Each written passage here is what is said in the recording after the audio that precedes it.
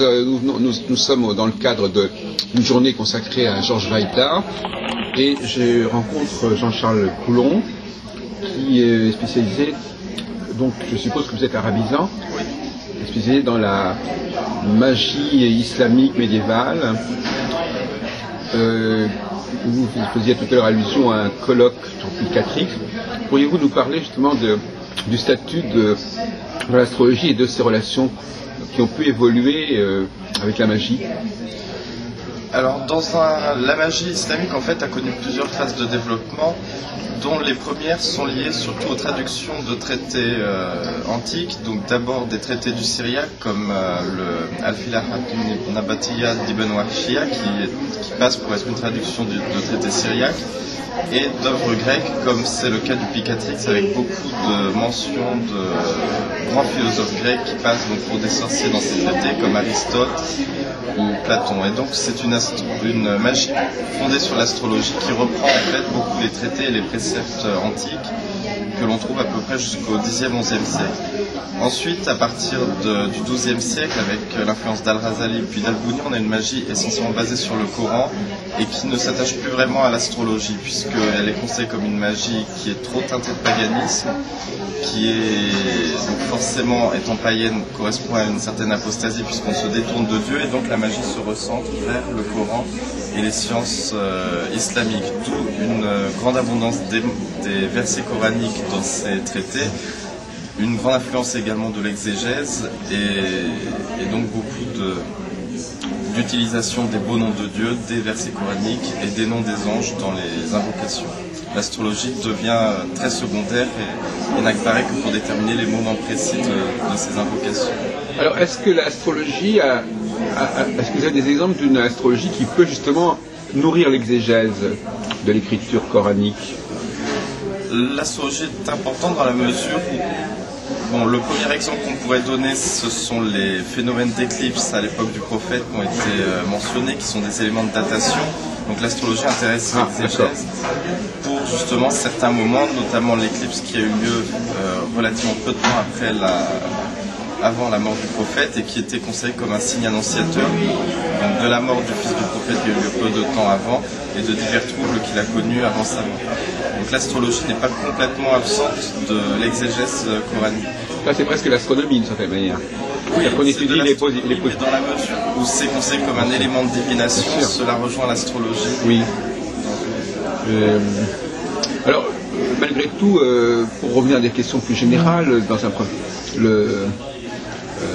est-ce que l'astrologie est considérée comme compatible avec l'islam au Moyen-Âge? Oui. Ou est-ce que c'est plutôt une dimension laïque de la vie, de la culture islamique?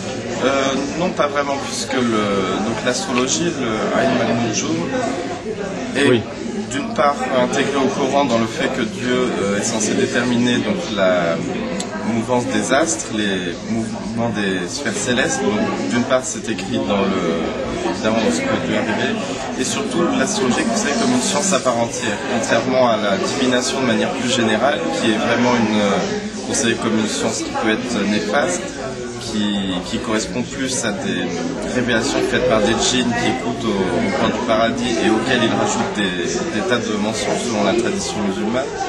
Et ça se différencie aussi de la magie, du fait que la magie est toujours soupçonnée de paganisme, alors que l'astrologie est considérée vraiment comme une science à part entière. Et donc les califes font appel à des astrologues qui sont éminemment reconnus. Pour créer pour la date de fondation de certaines villes, par exemple. Oui, notamment Bagdad, pour lequel 4 très grands astrologues du monde musulman avaient été convoqués pour dresser le thème astrologique justement de la date de fondation de Bagdad. Mais bon, effectivement, mais vous savez parallèlement quelle est l'attitude des Juifs par rapport à l'astrologie à l'époque? À l'époque, les musulmans avaient beaucoup de considération pour les Juifs dans la mesure où les Juifs étaient considérés comme très avancés dans la science astrologique. Et justement, un des 4 astrologues de l'horoscope de Bagdad était juif, justement, s'appelait Masha'Allah, il me semble. Oui, Masha'Allah, oui. Et justement, les Juifs étaient très réputés justement dans l'apport qu'ils pouvaient donner aux sciences comme l'astrologie ou l'exégèse. Oui. Et donc, je vous avais posé la question de savoir si on avait utilisé l'astrologie pour commenter certains passages du Coran. Pour développer, parce que c'est très courant, beaucoup de commentateurs juifs ont utilisé l'astrologie pour comprendre, pour expliquer autrement certains passages des écritures juives, de la Bible notamment. Oui, je m'en s'en doutais, enfin, s'y attendait. Alors, si on fait une petite incursion, vous savez que vous connaissez également la situation de l'astrologie dans le monde islamique moderne? Dans le monde islamique moderne, beaucoup moins. Ça ne correspond pas à mon domaine de spécialité. L'astrologie a acquis un statut un petit peu comme dans notre monde, c'est-à-dire qu'il y a un horoscope quotidien dans les journaux que l'on trouve et qui est lu. Mais au niveau de l'importance de l'astrologie dans la magie, je ne pourrais pas me prononcer là. Toujours est-il que la magie aujourd'hui dans le monde musulman est basée surtout sur les traités de magie coranique vraiment islamisés, donc avec une importance beaucoup moindre de l'astrologie qu'il n'y en avait avant le 11e, 12e siècle. Alors vous disiez il y a quelques instants, Monsieur Coulon, que l'astrologie faisait moins problème au niveau de son statut par rapport aux religieux que d'autres disciplines. Est-ce que néanmoins, est-ce qu'il y a une dimension mythologique dans est-ce que l'islam a conservé le nom de la mythologie gréco-romaine pour désigner les astres, ou est-ce que c'est complètement décalé? Alors il y a une forme de traduction qui s'est faite, mais qui relève d'un vocabulaire assez différent malgré tout. Donc il y a des noms d'astres bien spécifiques, souvent aussi teintés justement de noms arabes, de racines arabes, donc il y a un certain détachement. Cela dit, le problème c'est toujours que l'astrologie s'est développée à la fois par rapport aux traductions grecques, mais en cherchant à avoir une version arabe et islamique, donc il y a une volonté de se détacher évidemment de ce patrimoine tout en l'intégrant. Alors il y a une partie qui m'intéresse énormément, c'est les étoiles fixes. Vous savez qu'il y a un grand nombre d'étoiles fixes qui portent des noms arabes. Alors c'est pas tout à fait de l'astrologie, mais c'est aussi de l'astrologie, comme Aldébaran, mais surtout Fomalhaut. Alors est-ce que vous avez des lumières sur le nom de ces étoiles et sur leur rôle? Non, là je pourrais pas vous dire. Il semble que ce soit une contribution importante. Alors, en ce qui concerne l'astrologie arabe, vous nous avez tout à l'heure parlé de Mashallah. Il y a aussi Abu Mashar, oui. Qui est l'auteur apparemment d'une théorie qui aura beaucoup d'influence dans le monde occidental chrétien, qui est la théorie des grandes conjonctions. Est-ce que vous avez, d'une manière générale, étudié l'influence de la science astrologico-magique sur le monde occidental ou chrétien? Assez peu, puisqu'il y a déjà de très bonnes études qui ont été faites sur le sujet. Donc vous le connaissez donc le sujet? Très brièvement, mais je ne pourrais pas trop m'étendre dessus dans la mesure où d'autres en parleraient beaucoup mieux que moi. Oui, bien sûr, mais enfin là, ce n'est pas non plus une télévision complètement hyper spécialisée, donc. Mais moi-même, je me rappelle pas tout à fait. Je sais où trouver les informations. J'ai tous les livres chez moi, mais là, en improvisant totalement, ça fait plus d'un an. Oui, bien sûr. Moi, ça m'est arrivé aussi d'avoir beaucoup trop de recul par rapport à ce que j'ai publié auparavant et de renvoyer à mes livres. Oui. Mais pour ça, les étoiles fixes aussi, je sais que j'ai lu quelques choses, mais sans. Mais par contre, la question des traductions a dû vous intéresser éventuellement, non? Oui, j'ai lu quelques traités. En fait, le problème, c'est que je me sens vraiment sur les traités de magie. Il y en a déjà tellement que pour l'astrologie, c'est beaucoup moins facile d'être exhaustif. Oui. Alors, qu'est-ce qui a fait que justement la magie se sera démarquée de l'astrologie à un certain moment, comme vous disiez tout à l'heure? Alors cette démarcation a eu lieu sans doute pour plusieurs raisons. D'une part parce que la magie telle qu'elle était présentée, toute teintée d'astrologie, avant les 11e, 12e siècles, consistait surtout en des invocations à des astres, et donc c'était toujours soupçonné de paganisme et d'être un volant du paganisme. Notamment, on a la communauté des Sabéens de Harran, oui, qui avaient des temples dédiés aux astres, tout à fait, et qui ont joué une très grande influence justement dans le développement de la pensée magique arabe médiévale. Et donc, c'était toujours une astrologie en relation avec le paganisme. Donc, il y avait toujours ce soupçon dans la magie astrologique qu'elle soit teintée de paganisme et qu'elle détourne l'attention de Dieu au profit des astres qui seraient considérés encore comme des divinités ou du moins des entités à part entière pouvant donc rivaliser avec le pouvoir de Dieu. C'est le problème finalement qui s'est posé justement dans l'abandon de la magie astrolâtre au profit de la magie coranique. Et en ce qui concerne le plan de la médecine, est-ce que ça a été envahi aussi par ce domaine ? En fait, la distinction entre la médecine et la magie n'est pas toujours très nette. On a beaucoup de traités qui mêlent un petit peu magie et médecine. On a notamment les traités de médecine prophétique. C'est une médecine qui se base sur les traditions du prophète et donc qui souvent se base sur des remèdes qu'on peut justifier par les lois d'analogie ou les grandes lois de la magie, donc l'analogie, l'empreinte et ces différentes lois. Donc le rapport entre les deux est toujours un petit peu ambigu. De même, l'astrologie qui est à la fois astronomie dans le sens moderne et l'astrologie contemporaine. Il n'y a pas de distinction à l'époque entre ces différentes disciplines. Donc il faut bien concevoir dans les sciences arabes médiévales et plus généralement les sciences médiévales qu'il n'y a pas des frontières imperméables entre toutes ces disciplines et au contraire ce sont des frontières très poreuses. Et néanmoins, comment définiriez-vous la magie en fait ? Alors la magie, je dirais que c'est très difficile à définir, ça m'a pris beaucoup de temps. Disons qu'on peut prendre différentes définitions, donc les plus grandes ce sont celles des grands anthropologues du début du siècle, donc il y a les travaux de James George Fraser qui sont très importants, mais j'adhère plutôt à la définition de Marcel Mauss qui qualifie de rite magique tout rite qui se fait un petit peu dans l'ombre, qui est en marge finalement d'un culte officiel et établi, et qui toujours vers le prohibé. Ce sont les grandes lignes de sa définition. En fait, ce sont des rites qui finalement ressemblent beaucoup à des rites religieux, mais qui se font dans un cercle absolument privé, secret, et qui sont teintés d'une certaine suspicion d'interdiction. Parce que quelque part, la magie, c'est une façon c'est une sorte de miracle. Enfin, c'est une façon de contourner ou de détourner les lois qui auraient dû normalement agir. Tout à fait, c'est un des gros problèmes justement dans la définition arabe de la magie, à savoir la distinction à opérer entre miracle et magie. Alors il y a beaucoup d'exégètes et de grands savants musulmans qui se sont posés beaucoup la question. Un des plus grands, c'est Ibn Khaldoun, qui consacre dans sa Muqaddima de très grands passages à la distinction entre magie et miracle. Pour lui, évidemment, le miracle, ce sont des actes des prophètes qui ne se font que par l'intermédiaire de Dieu. Et la magie, au contraire, est un acte à bannir absolument, qui est de l'apostasie pure et simple. Et même si elle est bonne, cela reste tout de même de la magie, donc fondamentalement mauvaise, qui détourne de Dieu en tout cas. Est-ce qu'il met ça sur le compte du démon éventuellement, de force? Pas nécessairement. Ça, c'est une grande différence entre justement les discours sur la magie en Orient et en Occident au Moyen-Âge, à savoir qu'en Occident, la magie est toujours soupçonnée d'être diabolique et satanique, alors qu'en Orient, au contraire, il y a une magie coranique qui se fait par Dieu, par le nom des anges, une magie qui se fait par les djinns et évidemment une magie aussi qui se fait par les démons. Mais il y a vraiment une grande variété finalement dans les pratiques magiques, ce qui a poussé des juristes aussi à établir une distinction entre une magie halal, donc licite, et une magie haram, illicite.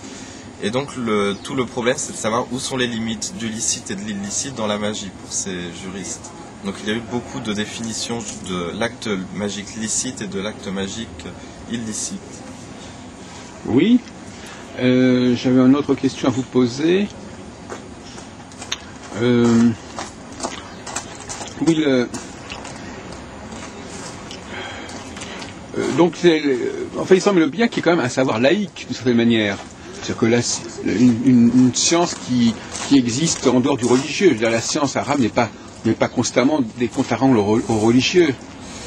Alors, le problème ici, il faut savoir qu'en fait, au Moyen-Âge, la barrière entre laïque et religieux n'est pas aussi clairement définie qu'aujourd'hui. À savoir que dans des sciences qu'on considère comme purement laïques, il y a beaucoup de références religieuses, puisque la vie de tous les jours, la science, la politique est inconcevable sans le religieux. Le religieux imprègne la vie. Ça ne veut pas nécessairement dire que tout le monde est constamment dans un acte d'adoration à Dieu, mais du moins la religion est un ferment culturel très important duquel on ne peut se passer. Donc effectivement, on peut dire qu'il y a une magie laïque qui ne fait pas forcément référence à Dieu, mais il y a toujours des références. Par exemple, le Picatrix, qui est considéré comme un traité de magie astrolabe qui n'a aucune référence à Dieu, il y a tout de même quelques petites allusions à Dieu, du moins des mentions de Dieu, ne serait-ce que dans la basmala qu'il y a au début du traité, la hamdallah et tous ces codes qui appartiennent.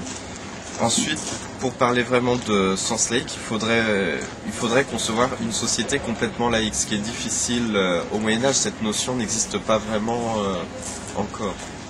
Oui, je sais, mais bon, moi-même, j'ai fait un travail il y a déjà plus de 30 ans sur cette question, et à l'époque, je n'avais pas employé le mot laïque, mais force est de constater, malgré tout, que, par exemple, dans les traités d'astrologie hébraïque, qui sont dus à des juifs, qui sont dus à des arabes, ne sont pas fondamentalement différents. Non. Par contre, dès que cette astrologie bascule vers l'exégèse, c'est autre chose. Oui. Un personnage comme Ibn Ezra est à la fois connu comme un commentateur de la Bible qui se sert de l'astrologie, mais aussi comme un auteur de traités d'astrologie qui ne sont pas véritablement à mettre dans l'orbite du religieux. Oui, tout à fait. Ce que je voulais dire par mon propos, c'est que la question de savoir si ce sont des sciences laïques ou non me paraît un petit peu anachronique pour ce qui est du Moyen-Âge. Bon, d'accord. Il s'agit... Disons, c'est en tout cas mon impression pour le moment, mais c'est un point de vue qui peut être contesté. Justement, c'est ça, c'est un peu ça que je conteste, justement. On pourrait croire au départ, en effet, que tout est de l'ordre du religieux, et en fin de compte, il semblerait que dans la plupart de ces sociétés, il y a des domaines qui échappent aux religieux. Je pense, je sais pas, moi, à la navigation, ou même à l'astronomie. Enfin, je veux dire, que le religieux récupère certains éléments de la science laïque, c'est une chose probable. Mais néanmoins... ce que je veux dire par là, ce n'est pas en fait que toutes les sciences sont imprégnées de religieux, mais qu'il n'y a pas une barrière aussi nette entre le laïque et le religieux. La religion n'imprègne pas tous les domaines de façon égale, oui. Mais il n'y a pas vraiment cette distinction comme on peut faire dans la recherche moderne où un chercheur aujourd'hui se doit d'être le plus neutre possible, oui. Et faire abstraction de toute idéologie religieuse. Au Moyen-Âge, c'est beaucoup plus compliqué puisqu'un auteur, de toute façon de traiter, s'assume comme étant un individu à part entière qui a lui-même sa confession religieuse qui fait partie de son identité. Et donc, un traité médiéval, évidemment, comporte énormément de traces de cette confession religieuse, ce qui fait qu'on ne peut pas vraiment parler de traité laïque dans la mesure où il n'y a pas cette volonté forcément de faire abstraction de ses convictions religieuses. Alors, est-ce que, par exemple... est-ce qu'on acceptait l'idée qu'on puisse faire l'horoscope de Mahomet, par exemple? Enfin, je veux dire, comme on a pu faire l'horoscope du Christ, enfin bon, est-ce qu'il y a quelque chose d'un peu de sacrilège à l'idée de vouloir inscrire, par exemple, l'histoire de l'islam? Par exemple, Ibn Khaldoun, que vous avez cité, est un historien qui s'occupe d'astrologie, donc quelque part, est-ce qu'on a le droit d'étudier l'histoire du monde, l'histoire de l'histoire, enfin l'histoire des hommes, l'histoire des sociétés à travers l'astrologie? Alors je n'ai pas lu de sources arabes et musulmanes sur le sujet, donc je ne peux pas vous répondre avec certitude. En revanche, il est vrai que dans les chroniques historiques, il y a beaucoup de références à l'astrologie, notamment dans les événements qui se déroulent. Il y a parfois des indications astrologiques sur la conjonction planétaire qu'il y avait à l'époque, voilà. Et qui permettent de justifier a posteriori tel ou tel événement. Le problème ensuite, c'est de voir que le monde, finalement, dans la conception musulmane, est considéré comme un tout, et l'univers en entier est considéré comme finalement l'œuvre de Dieu qui fonctionne, et les astres sont censés être des indices de tout ce qui se passe. Donc évidemment, si on étudie les astres, cela permet, dans une conception musulmane du Moyen-Âge, ça permet finalement de comprendre le mouvement du monde, de comprendre ce qui a été décrété. Ensuite, ce n'est pas partagé par tous, puisqu'évidemment, ce sont des sciences qui peuvent être interdites selon certains, puisque ça ne fait pas partie de ce que l'homme devrait savoir. Mais Alors justement, la question que je voulais vous poser, c'est est-ce que les penseurs musulmans sont tous d'accord par rapport à l'astrologie, ou est-ce que justement ils diffèrent entre eux selon leur sensibilité au domaine? Non, il y a beaucoup de différences entre... Pouvez-vous nous parler de certaines différences qui servent qui permettent de révéler justement peut-être des différences de fond? Sur l'astrologie, non, pas vraiment. Ou sur la magie, peut-être que vous êtes... Sur la magie, il y a beaucoup effectivement de différences dans les conceptions. On peut voir déjà une grande variété. Par exemple, on a tendance à croire que les gens au Moyen-Âge croyaient unanimement en l'existence et en l'efficacité de la magie. Or, c'est pas du tout le cas. Il y a beaucoup de variétés. On a notamment des auteurs de traités magiques comme Prosta ibn Lankra, qui était chrétien, et qui affirmait que, par exemple, il avait beaucoup de doutes sur l'efficacité des invocations aux démons ou de certains talismans, alors qu'il écrivait lui-même des traités sur le sujet. Donc il y avait déjà un certain scepticisme. Il y a aussi beaucoup de traités qui nous parlent des charlatans et qui les dénoncent. Il y a aussi des exégètes, par exemple, qui affirment la non-existence de la magie. C'est le cas notamment des Montazilites, comme Al-Jabba'i, qui affirmait par exemple que la magie ne pouvait pas exister. Enfin, si on suit son raisonnement, grosso modo, il affirme que la magie n'existe pas, puisque si elle existait, elle pourrait être confondue avec les miracles et que Dieu ne pourrait pas vouloir d'une telle ambiguïté.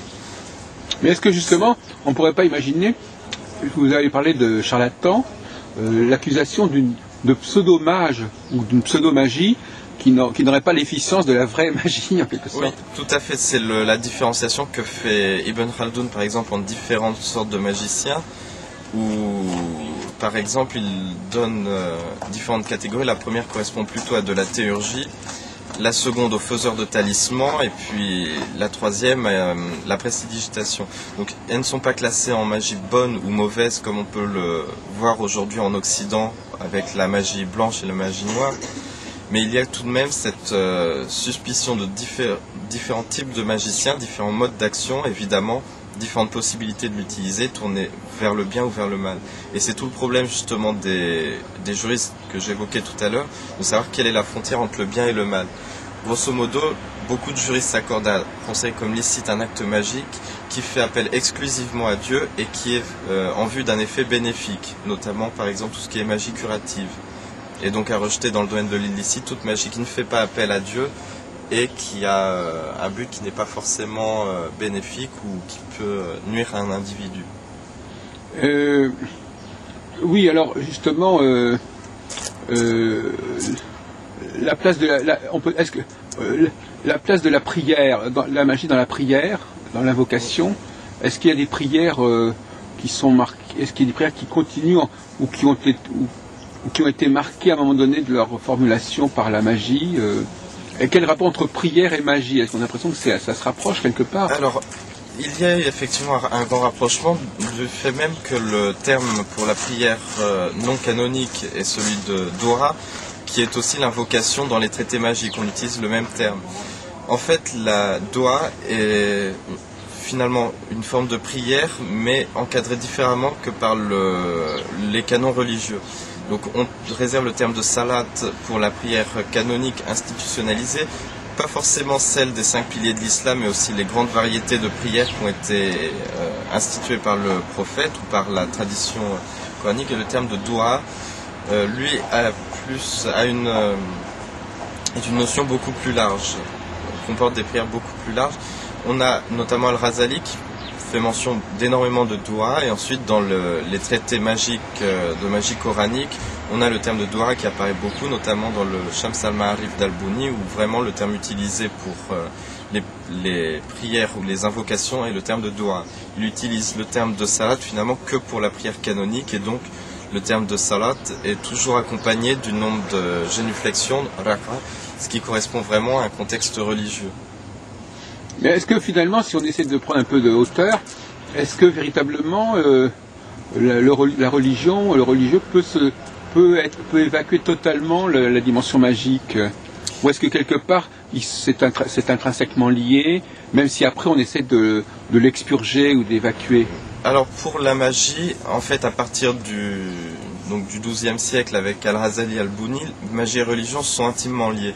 En fait, le problème, c'est que la plupart des définitions de la magie que nous sont données par les anthropologues valent essentiellement pour des cultures dans lesquelles il y a vraiment une séparation entre la religion et la magie, avec une magie qui souvent ne se réfère pas à la religion. Donc on a le cas en Occident avec une magie qui est toujours soupçonnée d'être païenne et diabolique. En revanche, en islam, à partir du moment où il y a une magie coranique, la différence entre religion et magie devient très difficile à faire. Dans la mesure où, évidemment, ce sont des magies qui se confondent avec les miracles. Ibn Khaldoun, notamment, parle pendant des pages et des pages de la différence à opérer entre miracles et magie. Et quand on le lit, on comprend bien toute la difficulté qu'ont ces personnages pour essayer de bien faire la distinction entre les deux.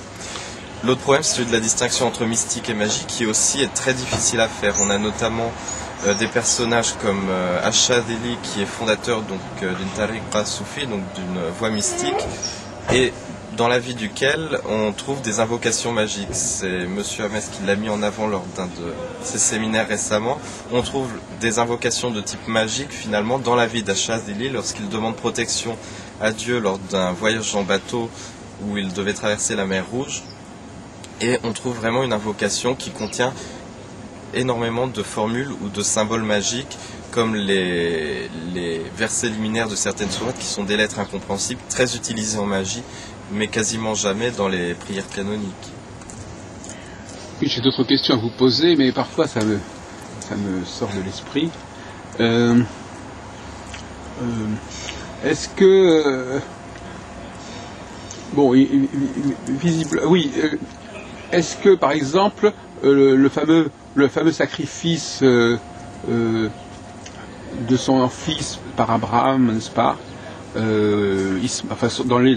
dans la religion islamique c'est Ismaël, dans la religion juive c'est Isaac, vous savez, est-ce que ça a été commenté d'un point de vue magique, le fait qu'au dernier moment l'enfant échappe à la mort et qu'il soit remplacé par un bélier Alors ici c'est plutôt vraiment un miracle accompli par... Voilà, c'est ça. Cela dit, il y a beaucoup de miracles des prophètes qui ont été récupérés dans les traités magiques, notamment tout ce qui concerne Jésus avec la résurrection. Donc prophétisme et magie. Oui. Alors en fait, les prophètes ont été abondamment réutilisés dans les traités magiques. Alors pas trop le prophète Mohammed, où il y a très peu de récits avec des miracles, à part le voyage nocturne, puisque l'essentiel de ces miracles sont les versets coraniques dans la tradition musulmane. En revanche, les miracles des prophètes, notamment Moïse et Jésus par exemple, sont abondamment réutilisés, notamment la résurrection des morts par Jésus fait l'objet de nombreuses interprétations dans le Shams al-Ma'arif d'Al-Bouni. Notamment il tente de décrire le rite accompli par Jésus pour ressusciter les morts. Donc là il y a vraiment une récupération magique de ce miracle prophétique. Oui, donc effectivement alors donc on a fait un peu le tour de la question. D'une certaine manière, l'astrologue, il est amené, d'une certaine manière, il est un peu amené à faire de la magie, enfin, puisque c'est un peu comme l'histoire de Jonas, c'est-à-dire qu'il doit annoncer quelque chose, mais en même temps, il doit donner les moyens de l'éviter. Alors ici, je ne suis pas tout à fait d'accord dans la mesure où il y a une très grande différence entre la magie et la divination. Ici, on n'a pas parlé beaucoup de divination. Oui, d'accord. Oui, cette astrologie en fait à caractère divinatoire est vraiment très différente de la magie dans le sens où il y a une grande différenciation qu'on fait entre les deux. Tawfiq Fahd, l'auteur d'une grande thèse sur la divination arabe justement, fait bien la distinction entre magie et divination dans la mesure où il définit la divination comme une méthode pour déduire l'avenir, c'est-à-dire on induit par des indices des prédictions, alors que la magie a pour but d'agir sur ces événements. La magie, en fait, l'attitude est différente puisque... pour agir sur ces événements, il faut les connaître. Enfin, du moins, il faut croire qu'on les connaît. Tout à fait, mais il y a une différence justement là-dedans, dans la mesure où, pour lui, le devin fait appel finalement au ciel. Il essaie d'aller vers cette connaissance, il cherche des indices pour acquérir cette connaissance, alors que le magicien, lui, cherche à faire descendre et à faire infléchir le ciel ou les entités en sa faveur. Oui, c'est ça, c'est l'ambiguïté de la... Alors, c'est vrai que, alors, donc pour vous, le devin, parce que c'est aussi un sujet qui fait... C'est un autre sujet qui vous intéresse aussi, la divination. Oui. Le devin, il n'intervient pas dans le cours des choses, puisqu'il cherche à le connaître, en fait. Oui. Il cherche par avance à le connaître. Donc quand il dit que quelque chose va arriver, il n'est pas question pour lui d'essayer de l'éviter. Oui, ou alors la magie n'est pas nécessaire toujours pour l'éviter. Vous savez que dans la religion juive, il y a une magie, il y a un certain type de magie qu'on n'a pas évoqué, c'est que la religion elle-même est magique. C'est-à-dire que celui qui pratique les préceptes religieux va pouvoir échapper à certaines influences négatives. Est-ce que vous avez ça en islam? Alors, en islam, il y a une ambiguïté aussi entre religion et magie, pour reprendre donc Al-Razali, qui est mort donc en 1111. Donc, ce qu'il affirme, lui, c'est que l'étude de la magie est nécessaire puisqu'elle fait partie de ce que Dieu a voulu révéler. La magie est importante dans la mesure où elle permet de comprendre l'œuvre créatrice et l'œuvre divine. Donc il faut l'étudier, mais en revanche, il ne faut pas la pratiquer puisque là, on tombe dans un risque d'apostasie et donc de vraiment se compromettre dans des mauvaises actions. Donc il y a vraiment cette ambiguïté entre une magie qu'on peut étudier mais qu'il ne faut pas pratiquer.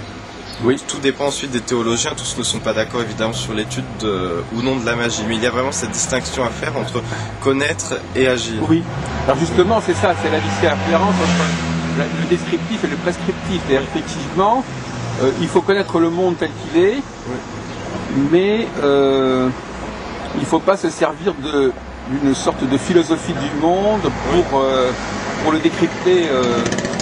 Donc pour lui, pour résumer sa pensée, en fait, la magie étant un savoir et une science, il faut connaître ce savoir ou cette science. Ce n'est pas blâmable en soi de chercher un savoir. Ah oui, donc revanche, c'est un peu dans la laïcité. Là. Oui, effectivement. Ah oui, d'accord. Mais c'est une notion qui est assez délicate à comprendre. Hein. Mais pour lui, il se base justement sur le Coran, dans le fait qu'il faille étudier, qu'il faille acquérir cette science. Mais ne pas la pratiquer, en revanche, c'est toute l'ambiguïté. C'est une ambiguïté intéressante. Bon, écoutez, je vous remercie. Est-ce que celui qui étudie la magie, est-ce qu'il est mis en contact, la magie et l'astrologie, est-ce qu'il est mis en contact ou non avec le monde gréco-latin quand même? Oui, au niveau plutôt avant les 11e, 12e siècle, encore une fois. Ah oui, et après ça sera un petit peu évacué, ils auront remplacé la terminologie, ils l'auront islamisé. À partir du moment où la magie devient coranique, là il n'y a vraiment plus besoin de vocabulaire grec ou latin. Parce que voyez-vous, dans le monde chrétien, on maintient le nom grec des planètes, n'est-ce pas? On n'a pas éprouvé le besoin de... Là, c'est pour ça que la laïcisation est plus nette. En chrétien, on continue à parler de Jupiter, on continue à parler de Saturne. Oui. Sans que ça pose problème, visiblement. Oui. Non, dans la terminologie arabe, il y a des termes différents qui sont apparus pour les astres chez les Arabes, qui viennent... Je ne sais pas exactement d'où ils viennent, parce que je ne me suis pas penché sur la question, donc peut-être du syriaque ou des langues... Vous pouvez nous les fournir.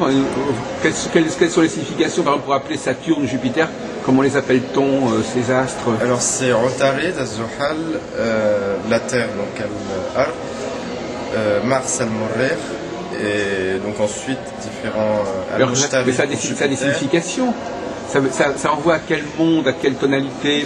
Ça veut dire quoi? Alors, je ne sais pas, je ne me suis pas penché sur la question de l'étymologie justement de ces astres. Donc ce sont des mots qui pour vous, c'est simplement des mots qui désignent, mais qui n'ont pas de... qui sont apporteurs de sens par eux-mêmes. Ils en ont probablement, pour certains ont une connotation très arabe, al-Mushtari par exemple, est vraiment un terme fondé sur une racine arabe et qui est attesté. En revanche, tous n'ont pas cette même origine arabe. Et pour les signes du zodiaque, alors, comment ça se passe? Là, c'est plus proche quand même, c'est des traductions purement... Là, oui, ce sont des traductions, puisque de toute façon, ça fait référence souvent à des animaux, donc oui. Il y avait déjà un terme arabe, ce n'est qu'une traduction qui a été faite. Donc, alors justement, est-ce qu'il y a une part différente? Est-ce que le statut du zodiaque et le statut des planètes est différent dans tout ce champ magique? Est-ce qu'on parle plus facilement des signes? Est-ce qu'on dit toujours combinaison, planète dans le zodiaque? Enfin, comment ça se passe? Est-ce que les deux sont liés ou est-ce qu'on parle sur... Alors, pour la magie, en fait, dans le Picatrix, donc le Hayat al-Hakim en arabe, il y a effectivement beaucoup de références aux conjonctions planétaires, aux conjonctions entre les planètes et les signes, toutes ces poèmes. Ensuite, lorsque la magie devient coranique, il y a très peu d'indications justement sur ces conjonctions astrologiques. Ça devient vraiment à l'heure de telle planète, il faut faire telle invocation, mais c'est vraiment des allusions très brèves qui sont faites. Est-ce que vous pensez qu'il y a pu y avoir des passages du Coran qui ont pu être supprimés ou édulcorés parce qu'ils étaient trop marqués par l'astrologie ou par la magie? Ce n'est pas sûr. Il y a probablement des passages effectivement qui ont pu être enlevés parce que teintés de magie. D'astrologie, ce n'est pas sûr. D'astrolatrie, sans doute, puisque certes, justement, les Arabes d'avant l'islam passaient pour adorer les astres, donc il y avait probablement des pratiques très astrolates. En revanche, pour ce qui est de la magie, on a des traces dans le Coran de pratiques magiques qui sont restées, notamment Régis Blachet dans sa traduction, mais en avant le fait que les lettres liminaires au début de certaines sourates, qui sont des lettres dont personne n'a la signification, pas même les exégètes qui donnent parfois une vingtaine d'explications différentes. Pour Régis Blachet, ce sont peut-être des restes de pratiques magiques anciennes, de formules magiques qui ne seraient plus comprises déjà à l'époque du prophète ou du moins après. Et on a aussi beaucoup de références, surtout dans les dernières sourates, les sourates talismaniques, qui sont des formules conjuratoires, et donc qui sont probablement très imprégnées de formules qui étaient utilisées avant l'islam, lorsque le prophète... Et alors au niveau numérique, est-ce que le nombre 7, le nombre 12 sont importants en dehors même du contexte proprement astrologique ou magique? Bien sûr, comme on l'a dans les 12 tribus par exemple, ou non? Alors, les nombres en fait font partie de toute façon du système d'analogie, c'est-à-dire comme chez les Grecs il y a une analogie, à tel nombre correspond tel astre, tel jour de la semaine, tel élément, etc. On a la même chose chez les Arabes avec des associations entre les lettres de l'alphabet, les nombres, les astres, les prophètes, les versets, certaines lettres, avec même les versets de la première sourate, les lettres qui manquent dans la première sourate, et tout un système de correspondance s'est mis en place, comme chez les Grecs, souvent repris d'ailleurs des Grecs. Et est-ce qu'il y a une sorte de cabale, de correspondance entre les lettres et les chiffres? Oui, tout à fait, puisque la Kabbale a probablement beaucoup influencé l'instauration de la magie islamique. Notamment, on a beaucoup d'allusions à la science des lettres. Parfois, ce sont vraiment des traités qui sont de science des lettres et qui se teintent de magie. On a notamment le traité de Rajab Borsi, L'Orient des Lumières, dans lequel il fait une description des lettres et de leur symbolique. Et il y a quelques petites recettes magiques insérées dedans qui font appel au pouvoir de ces lettres. Donc il y a vraiment une grande concordance, je pense, entre cette science des lettres et le développement de la magie. Les deux sont liés, même si ce sont des domaines assez différents. Pouvez-vous nous dire, pour terminer, qu'est-ce qui vous a amené à choisir ce champ d'études, M. Coulon? Alors, plusieurs raisons. D'abord, parce que c'est un sujet d'études assez peu exploré. Ensuite, par goût personnel, puisqu'on ne choisit pas un sujet d'études qui ne nous plaît pas. Mais surtout parce que c'est un domaine très peu connu et qui finalement permet de comprendre beaucoup la culture arabe médiévale et la culture musulmane de manière générale. Dans la mesure où il y a beaucoup de références dans ces textes qu'on ne peut pas comprendre si on n'a pas dans la tête cet arrière-fond magique, cette pensée analogique qui était très présente et qui finalement servait de base au raisonnement et à la pensée. Donc vous voulez dire que grâce à ce bagage, vous allez pouvoir éclairer certains textes autrement, certains textes littéraires? Beaucoup de textes peuvent effectivement être compris très différemment quand on a en tête vraiment les grandes voies de la magie, notamment le principe d'analogie qui est fondamental dans la pensée médiévale, pas seulement dans le domaine magique.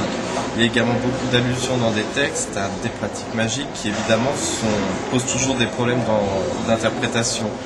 Donc effectivement la magie ne permet pas forcément de tout comprendre, mais c'est un point important de la culture musulmane et qui a trop souvent été négligé puisqu'il n'est jamais vraiment assumé en milieu musulman, ni en Occident d'ailleurs dans le monde de la recherche, puisque ça fait depuis assez peu de temps finalement qu'on recommence à considérer la magie comme un sujet d'études sérieux et digne d'études scientifiques. Justement, qu'est-ce qui vous a intéressé dans les travaux de M. Boudet? Vous avez trouvé qu'il montrait le chemin ou qu'il montrait l'exemple? En fait, le travail de M. Boudet est vraiment d'une excellente qualité, surtout qu'il effectivement redore le blason des études sur la magie en Occident. C'est vraiment une étude très importante puisqu'elle permet d'avoir une vue panoramique justement de la magie en Occident. Donc le principal problème en fait dans ces études sur la magie, c'est qu'il y en a encore assez peu finalement, et souvent elles appartiennent à des domaines assez différents, à savoir que l'accès aux sources arabes par exemple pour les Orientaux c'est très difficile, de même les sources latines sont difficilement accessibles dans le milieu des arabisants, et ce genre d'études permet justement de rendre accessible ce genre de textes et de littérature au personnes qui s'intéressent à d'autres aires culturelles. Oui. Alors justement, ce colloque Picatrix, est-ce qu'il a illustré justement l'intérêt de ce genre d'orientation? Effectivement, puisque le colloque s'est déroulé en 2 journées, la première étant consacrée aux études dans l'ère musulmane, donc plutôt de textes arabes et persans, et la deuxième journée sur l'ère chrétienne occidentale. Et donc ça a permis de mettre en avant déjà le pont qu'il y avait à partir de ce texte, qui à la base est un texte arabe, le Rayat al-Hakim, qui a été traduit en latin sous le terme de Picatrix, et qui a eu une grande renommée justement sous ce titre de Picatrix. Ça a permis de mettre en avant à la fois ces échanges culturels qu'il pouvait y avoir entre les deux civilisations, l'importance que pouvait revêtir la magie également dans le développement justement de ces deux cultures, puisqu'il y a des contributions sur ces deux cultures, et l'importance justement de ces différents types de magie dans ces deux aires culturelles. Et ça constitue une grande avancée aussi dans la mesure où c'est un des rares colloques vraiment consacrés à la magie de par les cultures. Il y en a eu un également l'année dernière sur magie et divination dans les sociétés orientales et moyen-orientales, qui s'est tenu au Collège de France et qui a permis aussi de continuer justement dans cette lancée des... Alors, donc tout à l'heure vous avez un petit peu contesté l'idée de laïcité, mais malgré tout, vous ne pouvez pas contester l'idée qu'il y a un savoir populaire et un savoir savant. Tout à fait. Mais là encore, il n'y a pas vraiment de différence entre un savoir savant qui serait religieux ou laïque et un savoir populaire qui ne le serait pas, ou qui serait l'inverse. Mais qu'est-ce qui les distingue en tout cas? Ce qui les distingue, alors au niveau scientifique, c'est surtout qu'on ne connaît pas beaucoup finalement le savoir populaire, puisque les sources que l'on a sur l'époque médiévale sont des sources écrites par une élite, par des savants, donc qui écrivent sur les savants pour les savants. En général, le peuple ne les intéresse pas trop. On le voit notamment dans toute la littérature où le terme justement pour désigner la masse ou le peuple, c'est celui de Amma, donc en général le vulgaire, ce qu'on pourrait traduire par le vulgaire, par opposition à une rassa, une élite justement qui est la culture de cour, qui est l'élite raffinée, celle des cercles du pouvoir et de la science. En revanche, il y a une grande différence à faire entre les deux dans la mesure où on a beaucoup de témoignages archéologiques d'objets magiques au quotidien qui des fois contredisent les traités. Il y a des théories vraiment très élaborées dont on ne retrouve que certains éléments dans la pratique quotidienne. Donc la culture lettrée est très théorique et élabore des grandes lois, mais qui ne sont pas toujours suivies strictement dans la pratique. Encore aujourd'hui, d'ailleurs, j'ai eu l'occasion de rencontrer des gens qui pratiquaient la magie en Syrie, et je leur ai posé la question justement s'ils respectaient à la lettre les préceptes des traités de magie, ou si au contraire ils adaptaient en fonction du contexte, ou s'ils le refaisaient à leur sauce. Tous m'ont dit qu'il était quasiment impossible de faire tous ces rites à l'identique avec le matériau demandé, l'angle demandé, l'heure et la conjonction astrologique adéquate, et que chacun l'adaptait à sa façon. Avec les moyens du bord. Voilà, avec les moyens du bord et les matériaux à disposition. D'accord. Parce que donc vous êtes également un ethnologue un petit peu. Vous êtes plongé quand même dans les pratiques contemporaines. Donc j'étais à la recherche de manuscrits magiques, donc évidemment c'est difficile de... Vous avez croisé des gens qui étaient un petit peu impliqués.